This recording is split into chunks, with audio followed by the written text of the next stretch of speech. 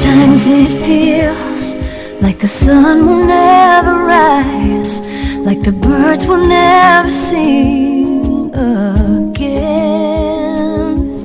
Believing a power greater than what you are going through. When you don't know what to do, keep breathing. That's right. When you don't know what to do, just keep on breathing. From the City of Angels in Los Angeles and the Big Apple in New York, I am Dave Nassaney, the Caregiver's Caregiver, coming to you live 24/7. My lovely co-host Adrian Gruberg, unfortunately, is sick today. But we are on numerous platforms, iHeartRadio, iTunes, YouTube, Spreaker, SoundCloud. I mean, the list goes on and on and on. But we are real proud to be voted #1 caregiver podcast of the top 50 on Player FM, and #2 caregiver podcast on Caring Village, and #3 on FeedSpot out of thousands. And we have an especially exciting show planned for you today. Daniel West studied to be a physical therapist in Australia. I think I hear him coming. And he came to the U.S. in 1992. He's worked in 70 different facilities in 6 states during his 29 years in the States. During his time, he developed the Yeats Rapid Rehabilitation Methodology. That's a mouthful, which is just as an impressive way to say he gets people walking again after disability faster than any other therapist in the country. Paraplegics, quadriplegics, TBI, severe accidents, it does not matter. His own experience to self-recover from a near-fatal car accident in L.A. in '96. But before we get to our guest, I want to take this time to thank last week's guest, former adult daycare owner Aisha Treadwell. Hear about some powerful tools for caregivers. And you can hear that interview and all our interviews on our Caregiver Dave website, as well as all those platforms I mentioned before. And let's see if he's here. Daniel, are you here? Welcome to the show. I guess he's not here. Must be having trouble connecting. We'll wait till he comes. But in the meantime, we can talk about my new book coming out, Secrets from the Hammock, Uncommon Wisdom for Uncommon Sense. And I wanted to write a very different book. I wanted to write a book that wasn't just for caregivers, that only caregivers would buy. I wanted to, because let me tell you why, first of all. Because if you're not a caregiver, first of all, second of all, third of all, don't worry. You're going to either become one, you're going to need one. Those are your only 2 options, okay, unless you are already one, because it's just an inevitability. I mean, I was in 1996, August 31st, I went to bed, normal person, thinking I was going to get up the next day and go to work and kiss my wife and do everything the way I was normally going to do it. But something happened. She was missing from bed. I went looking for her. She was watching TV. She said she couldn't sleep. She had this headache, wouldn't go away. I said, well, let me rub your head. And I'm rubbing her head. And all of a sudden, half her face starts drooping like this. And then she starts, slurring her words. Then she stopped speaking at all. Then she started just looking at me, just going like this with her mouth, the way one of those newborn babies do. They're trying to coo or whatever. And so I called 911, pronto. And they came and he says, man, she's having a stroke. Where do you want to take her? And I says, I don't know. Where would you take your wife if she was having a stroke? He looked at each other. He says, let's take her to the closest hospital, which was a small, privately owned, rinky-dink hospital. But I didn't know any better, Well, anyway, as I was saying, wisdom is a very precious thing. And I wish I had wisdom that time that my wife was about to go to a hospital because it was bad. They didn't have a CAT scan machine there, and she had a stroke. She lost her speech, became paralyzed on one side. what I should have done if I was a wise guy, not a wise guy, but a wise guy, I should have told them, take her to the hospital that is fully equipped, a medical center just 10 minutes further along, and she would have been okay. But you know what? Wisdom is knowledge, and knowledge is valuable. The next couple of years was like a living hell for all of us. She became angry and bitter most of the time. I discovered what a grief process was. It was when, you go through denial. Oh, this isn't happening to me. And then it's, you go through bargaining. Hey, how can I get out of this? Then you go through anger. I can't get out of this. And then you go through depression. Oh, my God, I'm so depressed. And then you go, eventually, I don't know how long it'll take. It took me 2.5 years to this coveted place called acceptance. It's a nice place because you accept your lot in life. You say, you know what, even if things don't change, I'm okay. Things would be a lot worse. You know what I mean? Well, I'll tell you what. We worked on it, but it just got worse and worse and worse. And I almost broke up. I almost broke up with her, And I don't know why things happen like that, but you just have to play the cards we're dealt. Isn't that what we're told? Play the cards you're dealt. And so what I would suggest is when you're going through the grief process, because everybody goes through grief, right? If you suffer loss, any kind of loss, think of a guy who loses his girlfriend, she just dumped him. He's going through grief. So he goes through the denial. Oh, no, this isn't happening. He'll show up at her house just like nothing happened. And she goes, what are you doing here? And he goes, well, we had a date. She goes, we don't have a date. We broke up. What's the matter with you? Denial, right? And so then he goes through the bargaining. Oh, I thought we were just, playing games or having another argument. She goes, no, it's over. And then he'll say something like, well, can't we just be friends? Start to bargain his way out of it. No, it's over. I don't want you as a friend. I don't want you as a lover. It's over. Then he gets angry. Gets angry at himself, gets angry at her, gets angry at, his friend who told her that he was seeing another woman, whatever it is. And when the anger doesn't help, he gets depressed. And then he's depressed about, I screwed up my life, life isn't worth living, and, suicidal and this and that. Well, that's the problem with depression. It could often lead to suicide. I know that's what happened with Robin Williams, Kate Spade, Kurt Cobain, Anthony Bourdain. They were all depressed. They were suffering with depression, and they all had life by the tail, the tiger by the tail, and anyone would give anything to be one of them. You know what I mean? But didn't happen that way. Well, that's why it's very important to see a doctor. And when you have depression, you really, really need to get on an antidepressant. And, what's going to happen if you don't have an antidepressant? Something bad. As I was saying, you want to get to that place of acceptance, where you're just okay with whatever happens. Go with the flow. Because life is hard enough, And it took me, like I said, 2.5 years, both of us, to get to the point. Things were so bad, I wrote her a letter. I says, Charlene, why are you so mean to me? It's so hard being your husband, taking care of you 24/7, not knowing how to take care of you. I just don't think I can be with you. I mean, I'll take care of you financially, but I just can't be with you. I looked at that letter, and I read it over and over and over again, and I said to myself, how can I give this to my wife, the mother of my children, my soulmate? We've been together for 24 years, and the woman I married, and I just couldn't do it. I just filed it in this filing cabinet right next to me here. Didn't know what to do.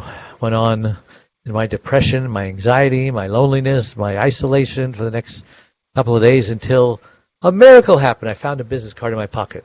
I don't know how it got there, who gave it to me. It was inviting me to a caregiver support group.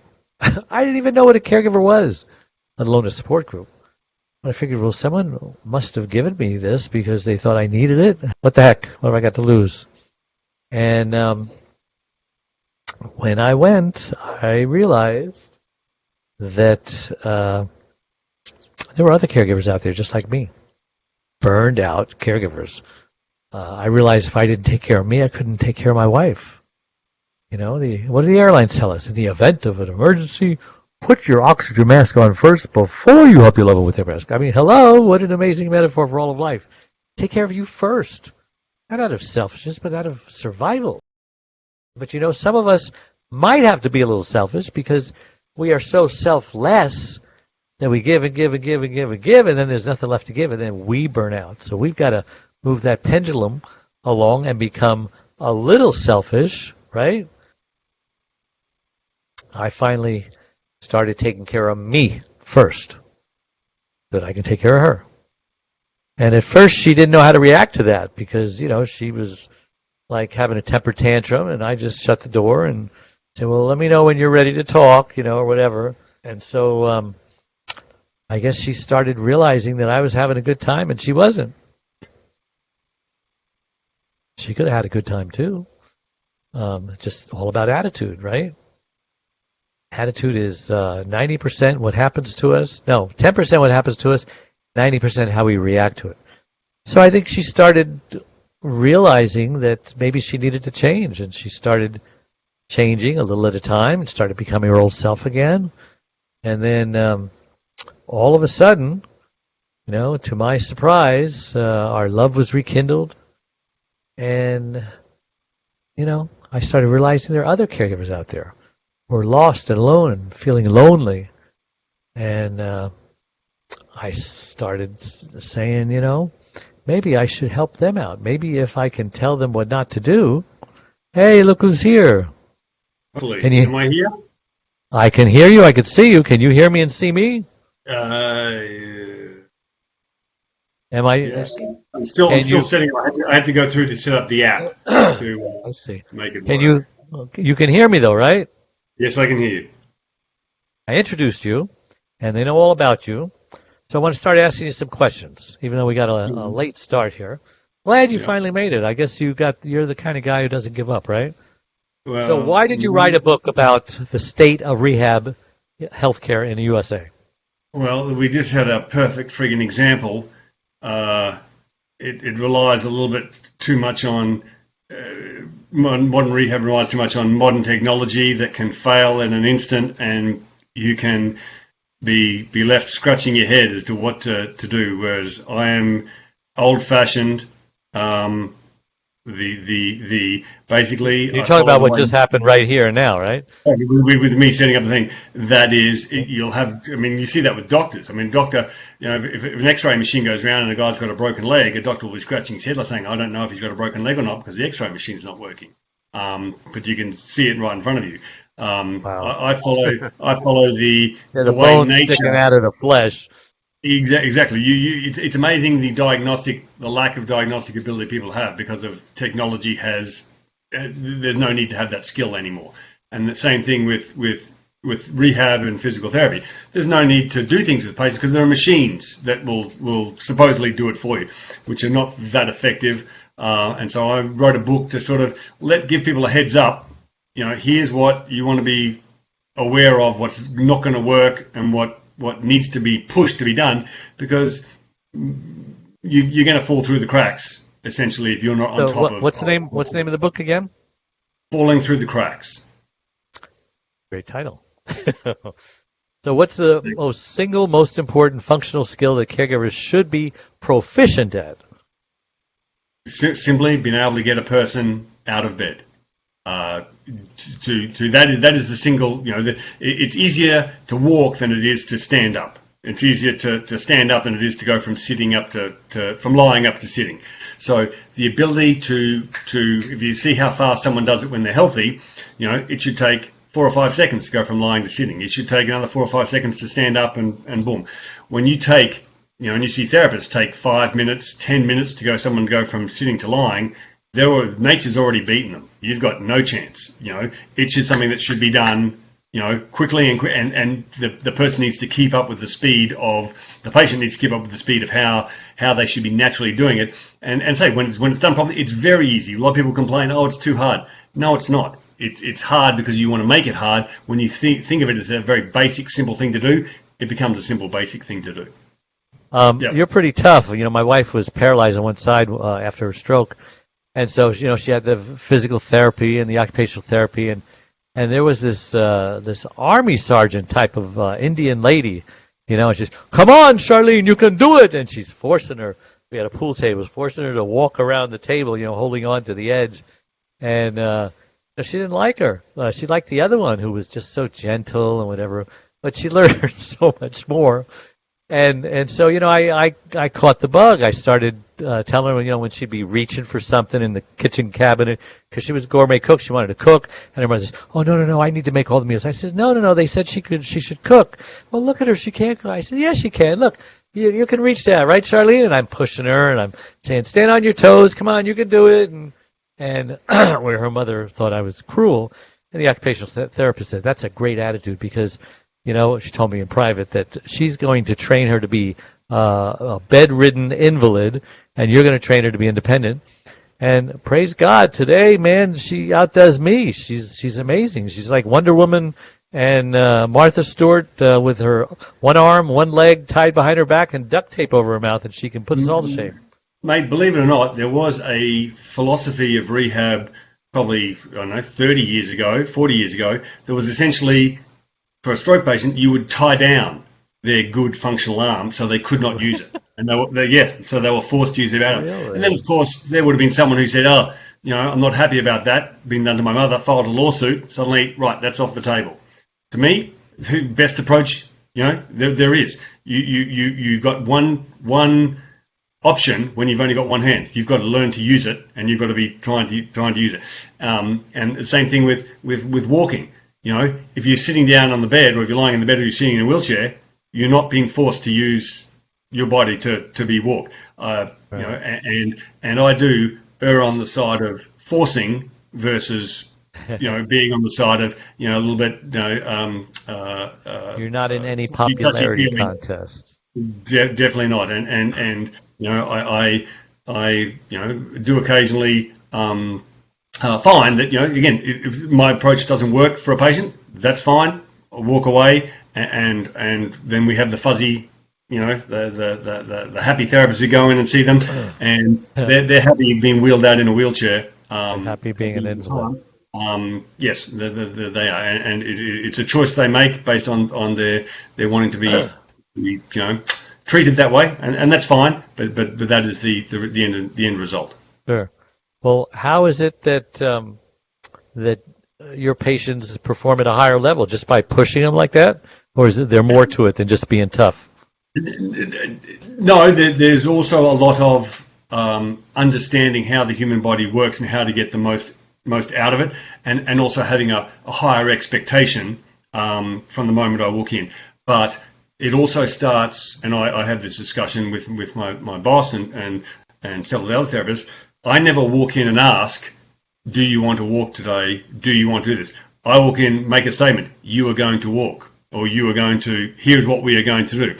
And that alone means that I rarely get anyone refuse. And when they refuse, I say, no, too bad.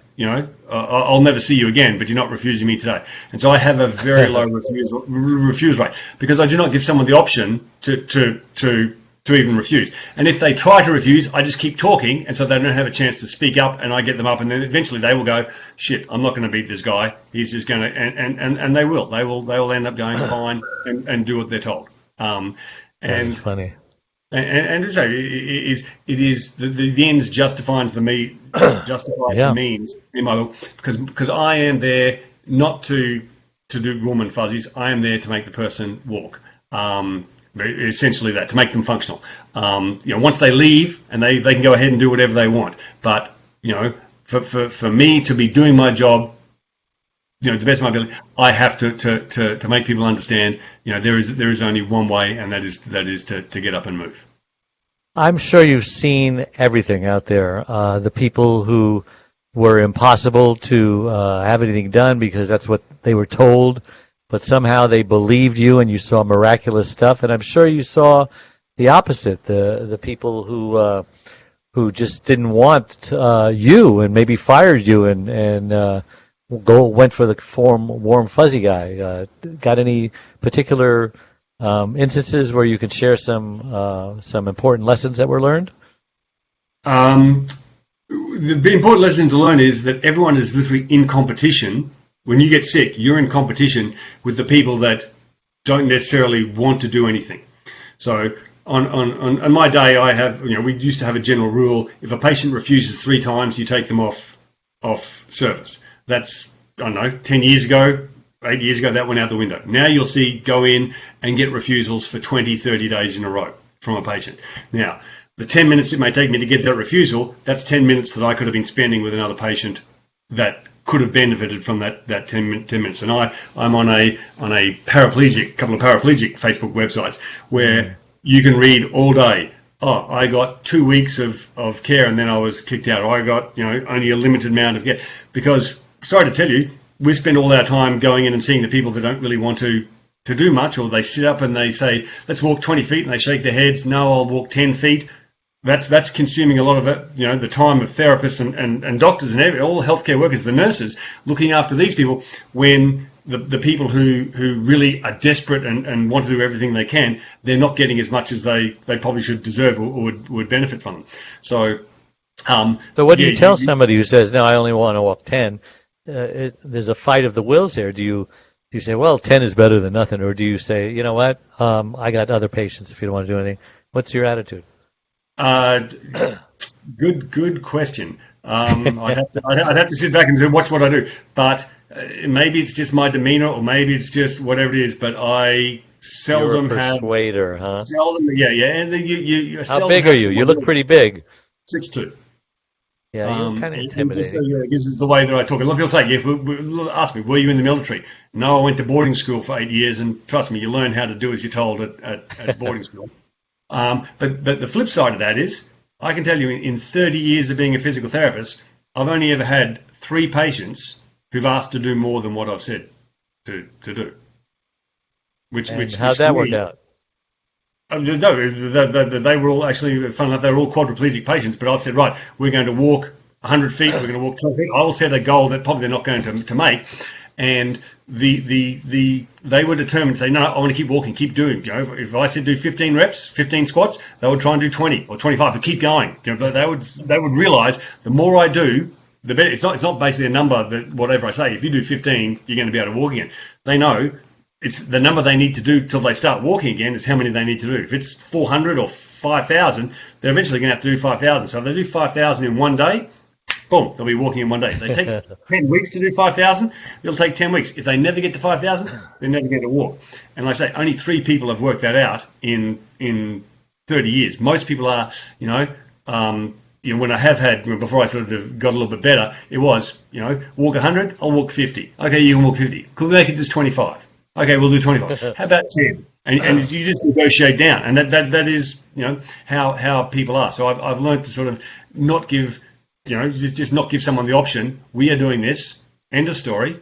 And that's how you're very persuasive. I can see how people would just not want to push you and not want to upset you or not want to disappoint you, right? Whatever the motive is. True. Let me tell you a great story that when I have someone who ever wants to say, and I do have people who say no. I had a 25-year-old young boy, came into the hospital, wasn't feeling well. His therapist, he was big, he was 240 pounds. The therapist who went and saw him was a little girl, probably not even 100 pounds. And he said, what are we going to do? She said, you're a little bit too big for me. You can stay in bed. Okay? So he stayed in bed for 24 hours. I came in and saw him the next day, and the nurse was like, we really need to get this guy up and moving. He's just laid there for 24 hours. So I got him up, walked him to the door of the room, and he was suddenly like, oh, now I really don't feel very good at all. Okay, and I'm sort of like, okay, yeah, the 25-year-old sort of like walked into the ER the day before, is sort of like, yeah, and he's sort of like, okay, turn around, let's go back to bed. Takes 2 steps, keels over dead. 24 hours it took him to get a blood clot in his leg from lying in bed. Okay? Huh. No one's going to know that. No one's going to see that. But he basically he was dead before he hit the ground. His head hit the linoleum crack, and he didn't even grunt. And anyone who wants to refuse me, I will tell them that's fine. in 24 hours, that could be you, and I won't be the one coming back to see you to have it happen. That's And motivating. you'll have everyone go, I will get out of bed. I mean, Real life we have. stories. There are, I think it's every 6 minutes someone dies from a blood clot in the US. Every Wow. 6 minutes. And now that's people who die, not the people who get them and then are on blood thinners for the rest of their life. Disabled, yeah. And every time they fall over, every time they get bumped, if they're in a car accident, every time they were to get shot, essentially their life is over because they're going to bleed out. I mean, every time someone falls, the first question doctors ask, are you on blood thinners? Because they want to know, are you basically, even to tap your head. So being on blood thinners is not the answer. You can end up with a sorry? How long have you been doing this? 30 years. What did you do before that? This is all I've ever done. This is Makes what you an expert. Some people would debate that, but it makes me realize that, I mean, I do this because you love it, I if assume. my parents or a friend of mine, I would want to know exactly what I did. And a couple of years ago, not even about a year ago, my mum fell and broke her kneecap, and I called him up on Skype and he's like, oh, Dad was like, she's in bed resting. I'm like, Dad, get her out of bed. Don't let her lie in bed for a single day. No, it's okay. No, Dad, I don't care. Get her out of bed. And funnily enough, when I had a car accident about 25 years ago, and I went home and I was laying in bed, and my mum was like, bought me breakfast in bed the first day. Second day, I was like, Mum, when am I getting breakfast in bed? And she said, if you don't get out of bed and walk to the kitchen, you're going to die and you're going to starve. You had your one day, that's it. And I suddenly realized, wow, I baby my patients way too much. The fruit doesn't fall far from the tree. I can thank my mother and my aunt for my approach. My aunt got my disabled grandmother out of bed once a week for 10 years when no therapist in the nursing home could ever do it. Got her in the car, brought her home, had time with the family, put her back in the car, put her back in bed. She would do it all by herself but my grandmother would never get out of bed with any of the therapists or any of the staff at the nursing home. And it was just, when I saw her, how she did it, it was just, my grandma was a very stubborn, very strong woman. And my aunt pretty much said, get it out of your system, and then once you're done, you're still doing exactly as I tell you to do. And my grandmother would. And wow. So you probably have seen caregivers of the people who you work on. Sometimes they don't take care of themselves, and they're in worse shape than their loved one. In fact, 30% of them will actually die before their loved one too, and many more will become sicker than their loved one, eventually need a caregiver of their own. So how do we stop that cycle? First of all, the prevention is always better than cure. So with regards to one of the biggest stress is with the mobility of your family member, and part of there's nothing that's going to decrease their mobility more than being hospitalised and then being left in bed by staff that really aren't going to probably do as good a job as the caregivers are going to do, or they're going to be in hospital bed, and every time they need to pee, rather than taking them to the toilet, they'll just stick a towel between their legs. And so now you're getting your family member back in the house, and not only are they still disabled, they're now incontinent because when they weren't before they went into the hospital. My answer to that would always be get a lawyer and sue the arse off the place, because that is essentially dereliction of care and abuse. But you do not want to let your family member decline to the point where you're having to do literally you want to try as best you can to make sure they don't decline to the point they do it. And that comes into by being firm and making sure that they are active every day. You're doing that so they don't get to the point that you are now saying, even if you were a bull, they still couldn't move. Not a case of like they don't want to. It's like now they physically can't. Now your workload is 10 times more than what it was before. So a strong word will save you a lot of physical struggle, down there. So that's why you should never feel bad about being firm with your family member. But as well, keep just having the idea, just that statistic you said should make everyone aware. When you've got time to look after yourself, go and look after yourself. I've had patients in the hospital, family members stay there for 4 or 5 days, and they look ragged, and we have to go, get the hell out of here, go home. Look after yourself. We will take care of family, and they're like, so no, I need to be here, and we have to force them to get out and go look after themselves. And they always come back going, oh, thank you so much. But sometimes we're our worst enemy. We think that we're indispensable when it's okay. We don't want to ask for help. Yeah, exactly. Not sleeping. that's a mental, a big mental health issue as well, beyond even physical health issue. If you basically wear yourself out and you just can't take it anymore, you are really doing yourself a disservice. So recognizing that it's not an easy job. Recognizing that it's okay to ask for help, or that no one's ever going to think bad of you, or think that you're the person you're taking care of is going to think you've abandoned them.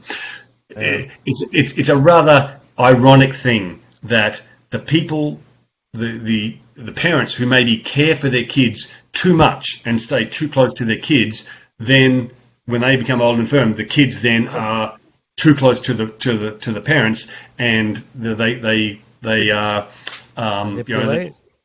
Sorry? Manipulate? Yeah, and you see that a lot. But even it's like you've got to be able to go. I can step back and say, if Mum's nearing her end of life, okay, let me, don't hold on, too tight, right. Because again, that will, you will be trying to do everything for someone that no amount of care in the world is really going to be able to help, and that is probably when what drains someone more than anything else. Make sense? Yeah, absolutely. So, other than the guy who dropped dead because he laid down for 24 hours, what other egregious things have you seen in your job that would shock us? I was in nursing homes. I was I've been in. Was it a good one? It was. If you were the president of Google, this is where your grandmother would have gone. Okay. It was in Silicon Valley area for the very high-to-do people of San Francisco, of one of the nice suburbs of San Francisco. And a little old lady who had a stroke, and so she had dysphagia. She couldn't speak. Dysphagia? Right. Aphasia. Just like my wife, aphasia. Yeah. So she couldn't speak, and she had a hip replacement, and so she was at the nursing home for a recovery after the hip replacement. And her notes were walking 50 feet every day, because they'll never walk any more than 50 feet, because as soon as they get past 50 feet, they're discharged and go home. So they'll just basically only walk from 50 feet so they can keep on billing the insurance for as long as possible. So it's a simple little trick. You can look at the notes and ask you, how far did my grandmother walk today, or my mother? 50 feet. And it'll be 50 feet for 10 days, So all of a sudden, one day, she didn't get out of bed. She stopped walking. And for 3 days, the therapist would go and do 75 minutes of exercise in bed, because they were billing her, and she was in the category of ultra of the rugs, so they need to get 75 minutes of physical therapy a day. It was walking and exercise out of bed, for the first 4 or 5 days, and then all of a sudden became Therex in bed for the next 3 when she didn't get out of bed. I went in to see her. I was a temporary staff member there on a travelling assignment, so when people get too hard, they always give them to the travellers, because the regular staff don't have to deal with it. And I pulled back the bedsheet, and as soon as I did, I could see her legs were this much different, and her hip on her left side was halfway up her torso. So she had dislocated her hip 3 days ago, but because they wanted to, they still keep up getting reimbursement from Medicare, or the old saying. It's all about money, all about the Benjamins, huh? If your salary is dependent on you not seeing something, you won't see it. So these therapists had gone Therex. How she did 75 minutes of Therex a day, I have no idea, but that's what they claimed. And I went and told the boss, and literally said, "Hey, this woman's dislocated hip. She needs to go to the hospital to have it re-put in." And her response to me was, "Did you get your minutes with her today?" And I said, "No." I said, "We'll go back in the room and wait there until the ambulance comes to take her back, so that you can get your minutes." And this was probably the nicest nursing home I've ever worked in. And that is the core attitude of them. The woman went to the hospital, never came back. And there was another nursing home where, again, lady was in completely demented, sitting in a wheelchair, didn't move, had her legs put in the little cycle thing, that the therapist puts her in there, walks away. He had probably 4 or 5 patients at one time in the therapy room. And that's what they do. They have every patient in there at one time. Everyone's doing something, and no one's really watching anyone. So the patient was just sitting there, literally fast asleep in the thing, and all her family came in to see her. And most therapists get quite scared when that happens, because any person with half a brain would go, "She's not doing anything. She's just sitting here fast asleep in the wheelchair."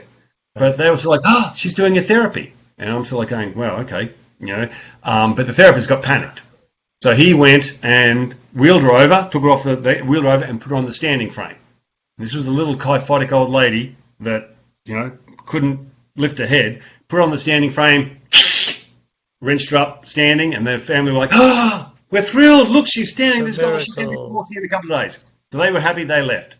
The guy, about half an hour later, came back, put her down. Lady wasn't moving. So he wheeled her back to her room, threw her back in bed. Half an hour later, Mrs. So-and-so has died. And that was like, she must have died in her sleep in the bed. But no, she was the effort to look like you're doing something with therapy, because they're in therapy and they're trying to get therapy is the biggest money maker for skilled nursing facilities. They basically very expensive too.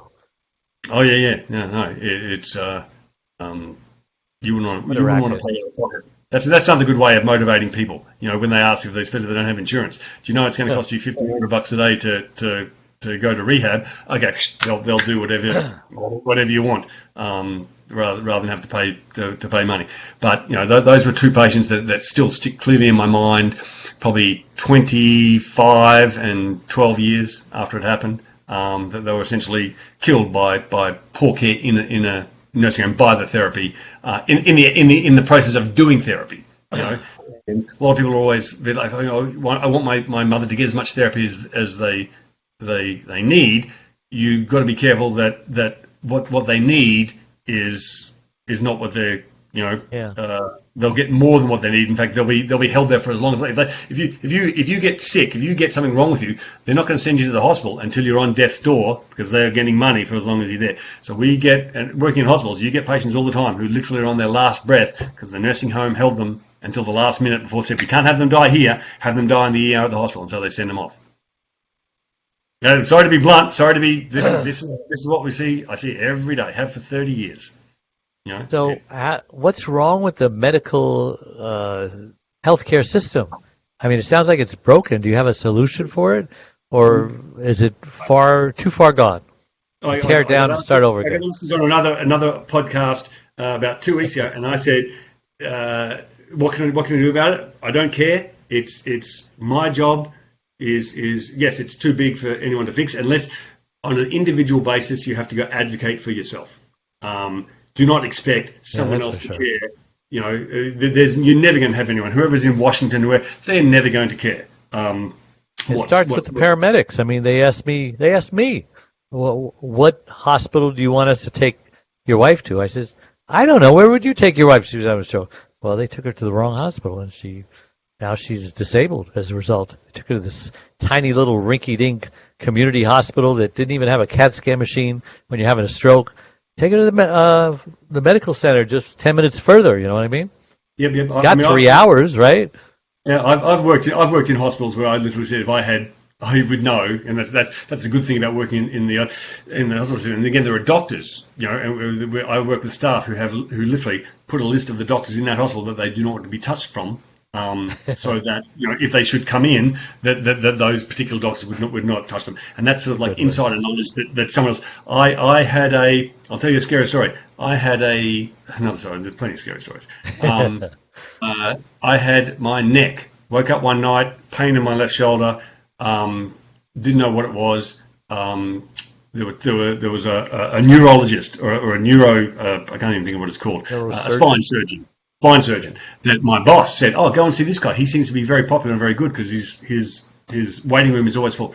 Went across there. It's going to be 2 weeks before you can get in. I called another doctor. I'd called and left another message on the other doctor that someone said, but everyone said, we hate this guy because this guy is very demanding. He's very, not good, personal, whatever. This other doctor, no bedside manner. No bedside manner. Goes to this other guy. He throws the biggest Christmas parties, lavishes gifts for everyone, and he's got the best bedside manner ever. So was in the waiting room for the good bedside manner doctor. They were like, 2 weeks for you to even get an MRI. I'm like, I'll be dead in 2 weeks. Okay, no, it doesn't matter. Got a phone call from the other doctor at that point. Mate, I will squeeze you in. Come in first thing in the morning. Whatever it takes, I'll get you in. Got over there. Saw my MRI. Get to the hospital. Right now, we need to do surgery tomorrow. You're not going to be able to do arm in another 24 hours. Found out later, and this was in the hospital I worked at for 4 or 5 years. Found out later, the doctor with the good bedside manner went bankrupt. was where they take your license away, or they basically, you disbarred from Disbarred the or hospital. whatever. Yeah. And I'm like going, wow. Everyone at the hospital would be like, his results were terrible. The other doctor was constantly having to fix these other. So even when you're in the system, you sometimes don't know who the bad people may be, even if they're under your nose. But you need to know, and you need to, if you find out, you need to say, right, don't want you. Please get me someone else, because it's your life or the life of your family member that's. So obviously you're different from your peers. How does that make them feel? I mean, do you make them look bad? Do they come against you? I mean, you're probably not very popular to your coworkers.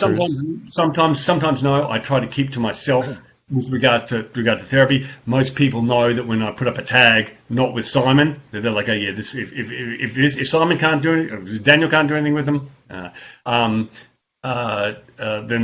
there's nothing that's going to be done, and that's sort of like bit of a grumble from but.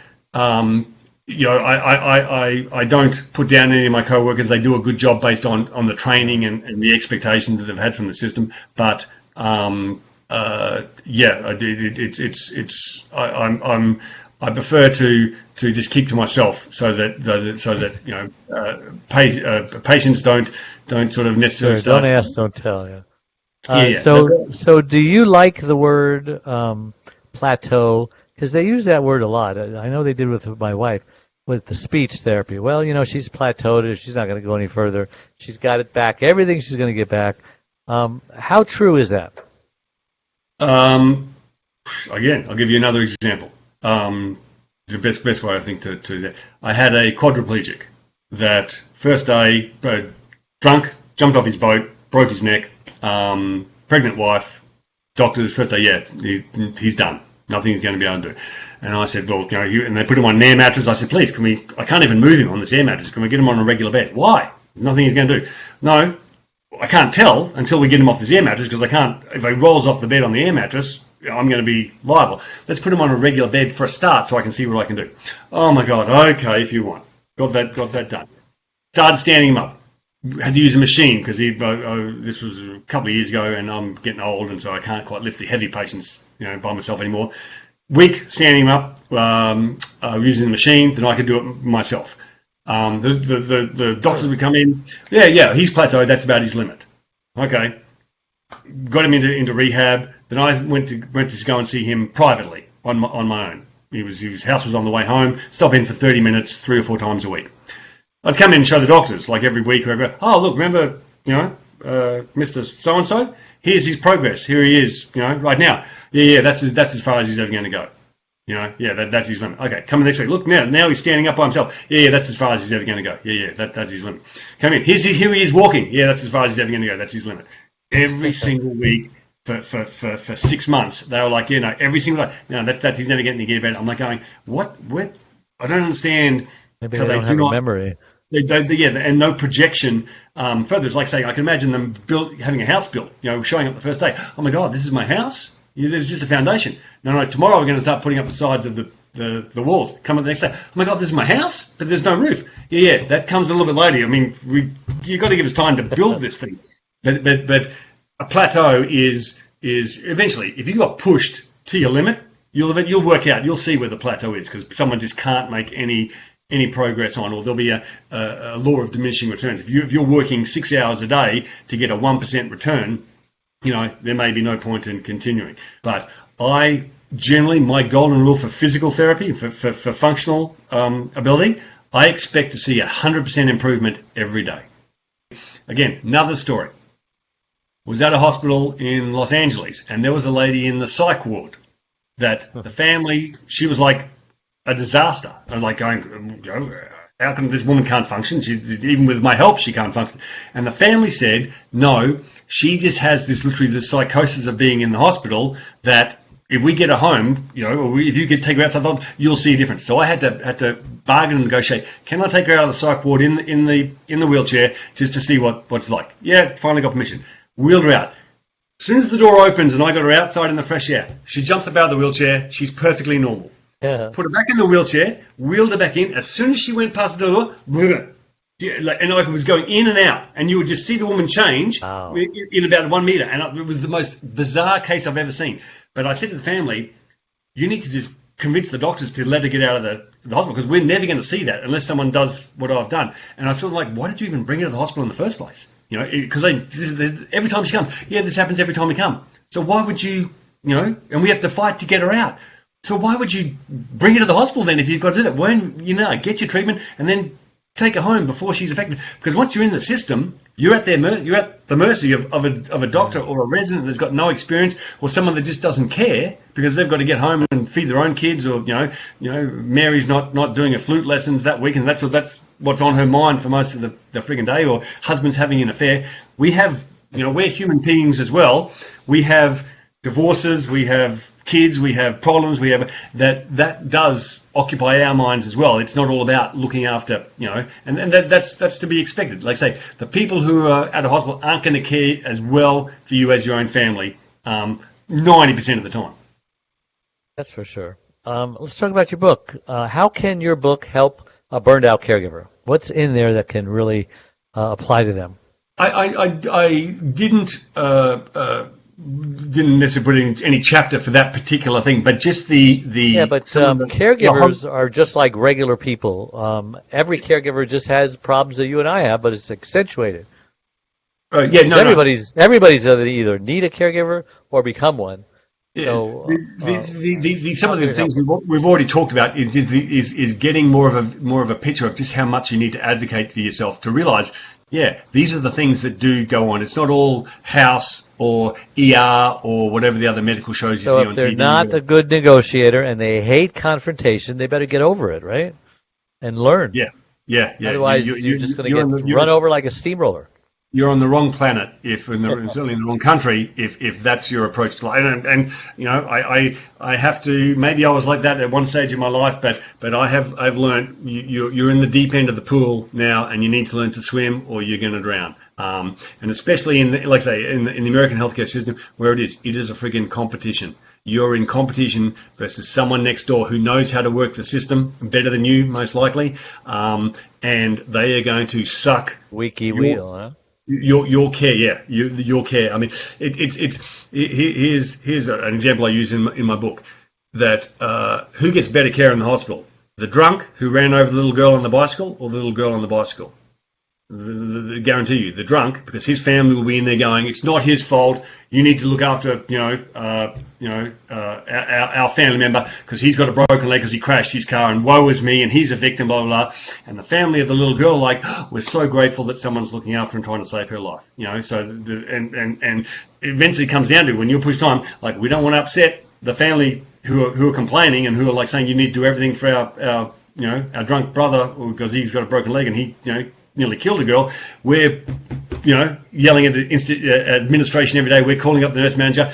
We have to take care of those people that complain, because if they complain loud enough, administration gets involved, and they don't care what the reason people in there. They just don't want people complaining. And so that's what you're competing against if you're there being a nice, quiet person saying, I'm so grateful. So who has the best healthcare system? Everybody who's promoting Obamacare or whatever, say, well, Canada or Switzerland, or they name all these countries. Who's really got the best, or is America still the best place to get sick at? No, America has some amazing high tech that you are talking about, possibly apples and oranges. Even for cancer, I hear that cancer can't get the drugs because of the FDA, but they can go to Mexico and all of a sudden get better. Is that true? That's medicine. Don't ask me a question about medicine, and that's keep it on doctors. Not my field. And again, I would be wary of any doctor that gives too much medicine. Because that's how they sort of make money, and that's what they're trained to do in hospitals. Like give medicine. Calf strain, here, take oxycodone. An $8 aspirin, yes. Yeah. But there's not a healthcare system in the world, and again, I mentioned this in my book, where basically there aren't enough nurses in the world, there aren't enough doctors in the world, there aren't enough anything in the world. There aren't enough caregivers either. Caregivers. That some people feel that when someone can't take care of themselves and they need someone else, you think if there's 8 billion people in the world, there's not another 8 billion people to take care of that 8 billion people. So the moment you stop being able to take care of yourself, you're at the mercy of someone else. Okay? Now, That's true. it's amazing. Give up your freedom. Yeah, it's amazing that some people are lucky enough, and like I say, caregiving, is probably the most selfish, devoted. Like the people I see that do it and do well, I sit there and go, I've seen wives, when their husbands are brain dead, and they're sitting beside their day and night, and you think, I sit there and go, my God, I wish I'd married that woman. She's unbelievably devoted. And then you see the people that wheel the family members into the ER, and they're gone. To not even ask a question, and the patient is stuck in the hospital, and the family can't be reached by phone, and then they disconnect their phone, and that person is just stuck there. But every place in the world has a shortage of required people. There are problems in London where they don't have enough care homes for the number of people that need it. There's problems in Ireland, they don't have enough nurses. Problems in Australia, there's not enough doctors in outback countries. So every place has a problem. So the same thing comes by. Looking after your health and making sure you don't get sick is the number one rule for the best healthcare. And again, healthcare is not healthcare. Healthcare is sick care. You are sick. So you're not basically there to become the choices and decisions you make every day are what keep you healthy. It's not going to the doctor who then says, take this pill, and by the way, which is never going to say, don't freaking smoke. If you're smoking, how healthy do you expect to be? To be honest, I would love it in the world that if I was a doctor, I would say, you want me to treat you, give up smoking, then come and ask me, how I can help you. But there's your problem right there. Drug use, everything. There are every reason, a lot of reasons why people do things to themselves that make them sick. So it's their responsibility to change those behaviours, those attitudes first, and then they won't get sick as much. And then any hospital system or any medical system won't make as much money, but it'll work better for the people that have childhood diseases or cancer or things that even if you look after yourself and they come out of the blue, a stroke, even if you're perfectly healthy, some young people still get strokes for genetic disorders. Those are where healthcare, funnily enough, does the least for, but they're the people who deserve it the most because it was out of their control. 90% of the others, it's all your own fault. But you can't say that in the healthcare. You can't say, you were drunk and you smashed your car. What do you expect me to care for you? It's you've got exactly what you deserve. So you're in Miami, did I hear you say? That's right. And so you have, are you working for yourself? You work for an agency? I work for a hospital, and I see patients on the side. So when did you have time to write a book? I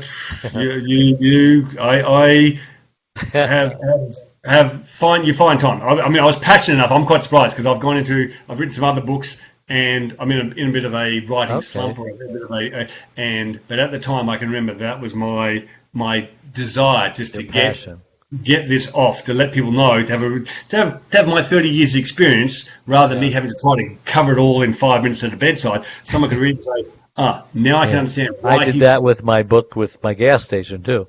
So if somebody wanted to get a hold of you and ask you questions, pick your brain, where are you? How can they get a hold of you?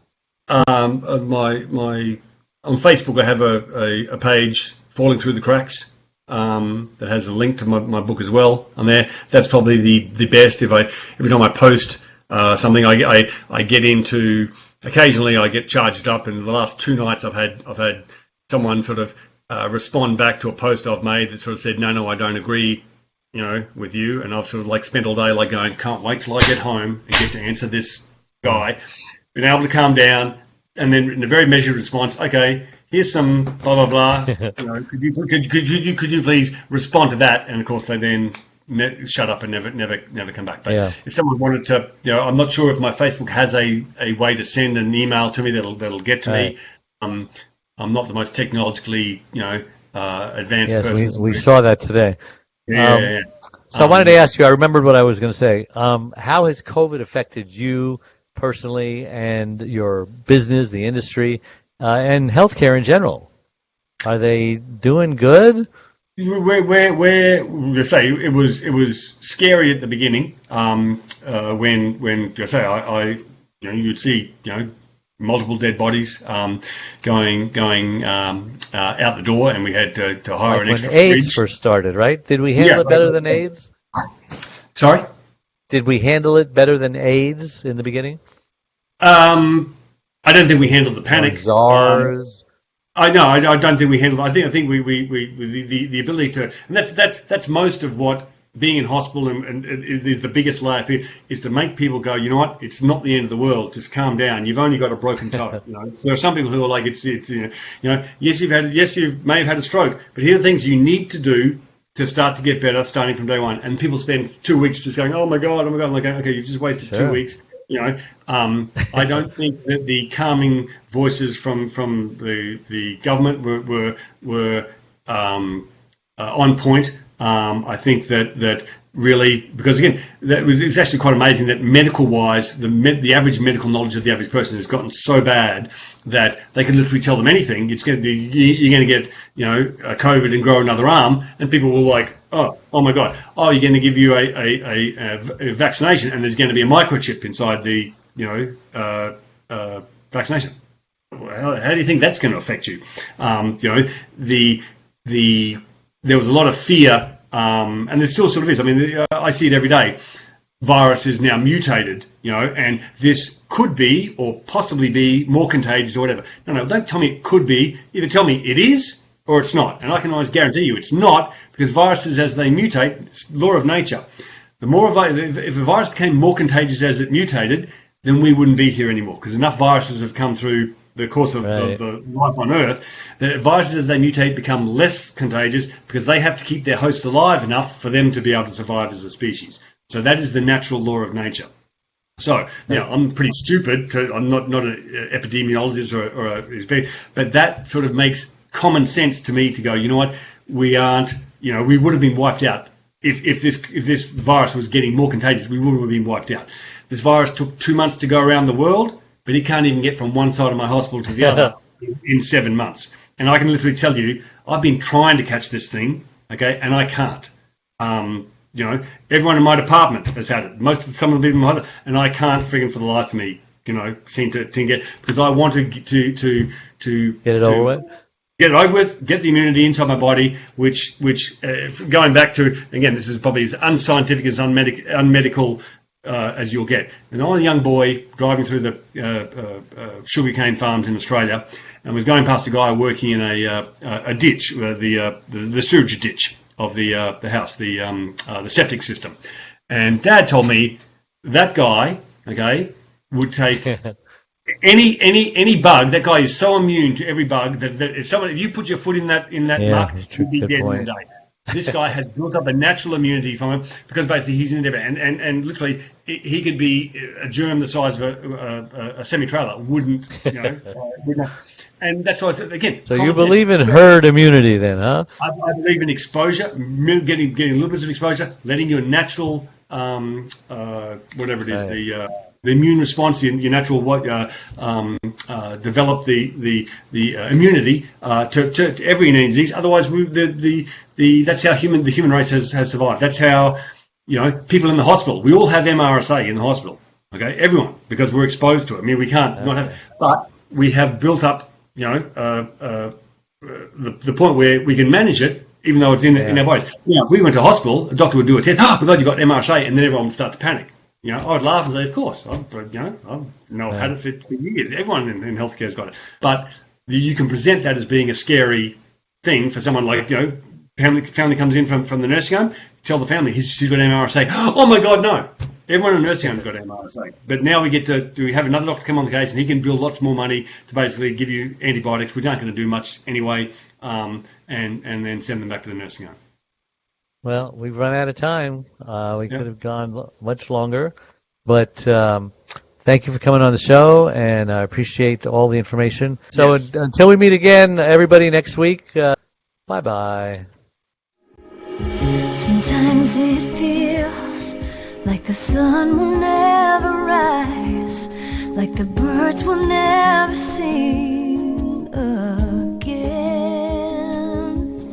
Keep breathing. Take it in and let it out. Keep breathing.